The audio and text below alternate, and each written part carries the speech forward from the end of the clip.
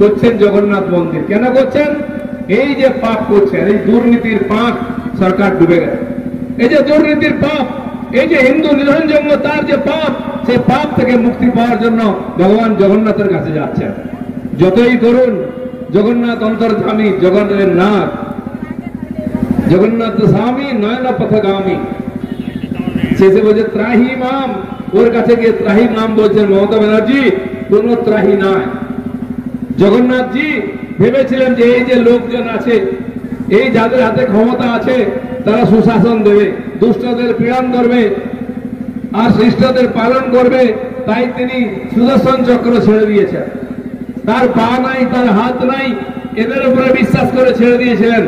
তিনি কোথাও যান না, কাউকে আশীর্বাদও দেন না, বলে আমার কাজ শেষ, নবার এসছি। কিন্তু যখন আপনারা তার এই উদারতার সুযোগ নিয়ে, আশীর্বাদ নিয়ে পীড়ন দমন করছেন, ধর্মের নাশ করে আর অধর্মের স্থাপন করছেন, তখন ভগবান বেরোবেন। অনেক জায়গায় হয়েছে। দ্রোণাচার্য বলেছিলেন অস্ত্র ধরবেন না, ধরেছেন।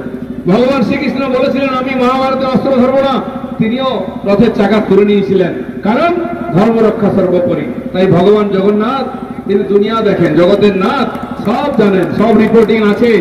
ওই গরু মেরে জুতো দাগ, পাবলিকের টাকায় মন্দির করে দিয়ে ভাবছেন পূর্ণ হলো, মোটেই নয়। পাঠের ঘোড়া পড়ে গেছে, ফাটবে এবার 26। তাই বন্ধুগণ, এই যে শর্টকাট সিস্টেম, কারোর জন্য মাজার বানিয়ে দাও, কারোর জন্য কবরস্থান বানিয়ে দাও, মসজিদ বানিয়ে দাও, আর কারোর জন্য মন্দির বানিয়ে দিয়ে ভোট নিয়ে নাও, এটা চলবে না। সময় পাল্টে গেছে। মন্দির তো থাকবে, কিন্তু এই সরকার থাকবে না। এটাও জগন্নাথের কৃপায় হবে 26 থেকে পরে। তাই এই যে অত্যাচার অনাচার, দেখুন আপনি ভারতবর্ষে যে যে রাজ্যে এই ধরনের সেকুলার তোষণবাদী সরকারের রাজত্ব আছে, সেইখানে দুর্নীতিও আছে, সেখানে হিংসাও আছে। পশ্চিমবাংলা যখন স্বাধীন হয়, খালি মুর্শিদাবাদ জেলা মুসলিম মেজরিটি ছিল, আর আজ উত্তর দিনাজপুর, মালদা, মুর্শিদাবাদ, তার সঙ্গে উত্তর চব্বিশ পরগনার বসিরহাট মহকুমা, নদীয়ার বিস্তীর্ণ এলাকা, বীরভূম, হাওড়া, মেদিনীপুরেও পর্যন্ত শুরু হয়ে গেছে। এখানে পয়লা বৈশাখের আগে, রামনবমীর আগে এখানে উৎপাত করার চেষ্টা হয়েছিল, এখানে দাঙ্গা বাঁধাবার চেষ্টা হয়েছিল, হয়েছিল কিনা? সেই জিহাদিরা এখানে রাস্তায় নেমেছিল, কিন্তু মেদিনীপুরের মানুষ তাদেরকে শিখিয়েছে। আবার যদি চেষ্টা করে এই মানুষপুরের, এই মেদিনীপুরের যে জনতা, যারা পাঠান, মুঘল, ইংরেজ, কংগ্রেস, সিপিএম সবাইকে দাঁড়িয়েছে, এই মৌলবাদীদেরকেও যোগ্য জবাব দেবে। বাড়ি ঢুকাবে না, বাড়ি থেকে বার করে মারবে, আমি বলে দিচ্ছি। এখানে উৎপাত করার চেষ্টা না করেন, কয়েকটা ইঞ্চি সাইজের, ফুট সাইজের টিএমসি নেতা ওদেরকে হওয়ায় বেরো, আমরা আছি। আরে কালকে তোরা কোথায় থাকবি তার কোনো ঠিক নাই, ওদের কি বাঁচাবে? কাল যদি সরকারটা না থাকে, মেদিনীপুরে থাকার জায়গা থাকবে না, তোকে খাওয়ার জল দেবে না লোকে। মমতা ব্যানার্জির পক্ষেও কালীঘাটে থাকা মুশকিল হয়ে যাবে। খালি পুলিশ দিয়ে, গুন্ডা দিয়ে সরকার চলছে, ভোট জিতছেন, তাই ভাবছেন এরকমটা চলবে। 34 বছর সিপিএম এই ভ্রমের মধ্যে ছিল, কিন্তু যেদিন বাংলার মানুষ করলো, মনে করলো অনেক হয়ে গেছে, আর নয়, এবার তোমার বিদায়ের পালা, একটা ইলেকশনে সব পাল্টে গেল। আজ খুঁজে পাওয়া যায় না সিপিএম কোথায় আছে। লাল ঝান্ডা বাঁধতে টিএমসির লোকেরা বেরোয়, তারা লাল ঝান্ডা বাঁধে বিজেপির ভোট কাটার জন্য।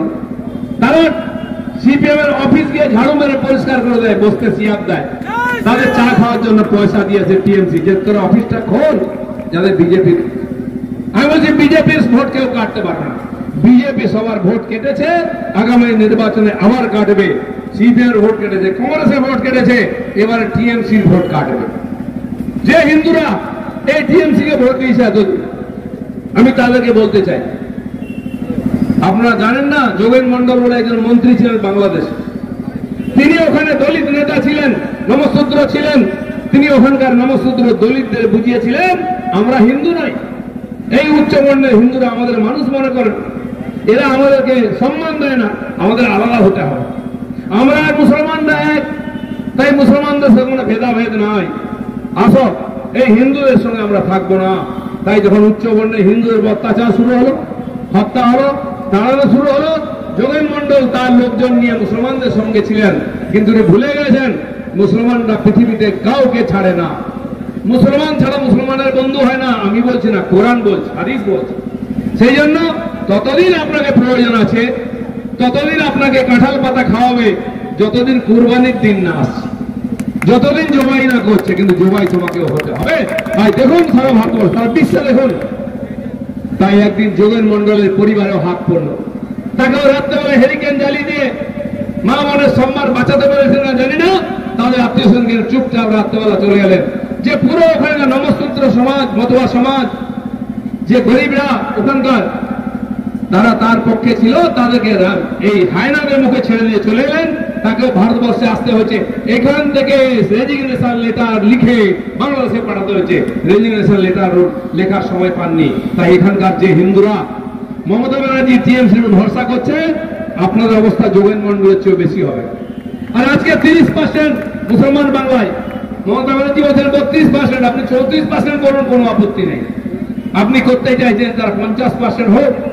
যেদিন 50% মুসলমান এখানে হবে, মমতা ব্যানার্জি আর মুখ্যমন্ত্রী হবেন না, হয় নাম পাল্টে মমতা বানো হতে হবে, নাহলে বাংলা ছেড়ে চলে যেতে হবে।